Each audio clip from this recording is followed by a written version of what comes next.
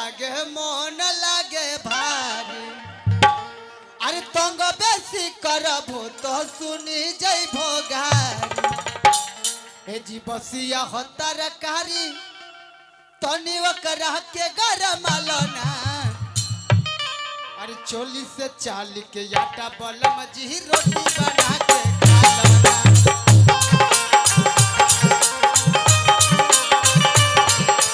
चोली से चाल के आटा बलम जी रोटी बना के खा लना देह कमजोर लागे मन लागे भारी तंग बेसी करबो तो सुनी जइबो गारी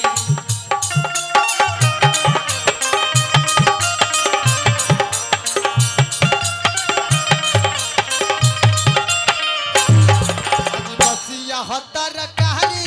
तनी ओकरा के गरम लना बसिया हो तरकारी तनी ओकरा के गरम अरे चोली से चाल के आटा बलम जी रोटी बना के खा लना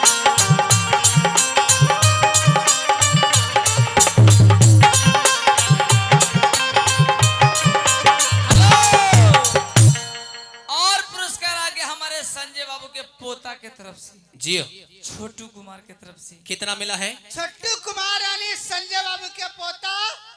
एकदम चुन्नू मुन्नू पोता ओ छोटू कुमार के ओर से पूरे 500 रुपए मिला है जी और संजय बाबू जो है उस माता जी का पुत्र बोला मेरा अभी बाकी है अभी पोता के नाम से हम दे रहे हैं जी और अपना नाम से देंगे हमारे मदन जोकर जी आएंगे तभी हमरा के हमरा 60,000 देतो एक बारी सही बात 60,000 तो खानदान देख लो ना तू अच्छा 60,000 यदि एकर पिलवा यदि देखला रहते कि पिलरवा वाला राडा काट के बेच लेत ले अन्य तो गड़िया पर के सुतले सुतले गिरी मुंह चुर लेतले अबरे कोड़ी सीमेंट वो तेकरोम की घरस ने करल ले अबुआ आवाज से ले पिलवा ऑटो बेची खे गेले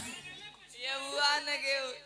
इंदिरा आवास ए अबुआ अवस्था तो इसलिए छोटू बाबू का आशीर्वादी में कहते हैं क्या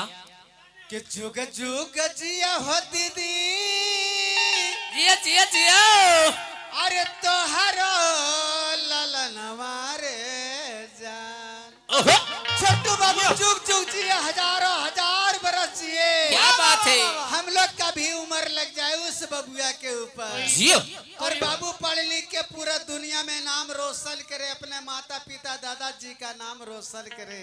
जी और बाबू पढ़ लिख के क्या बनेंगे क्या बनेंगे किसान ओहो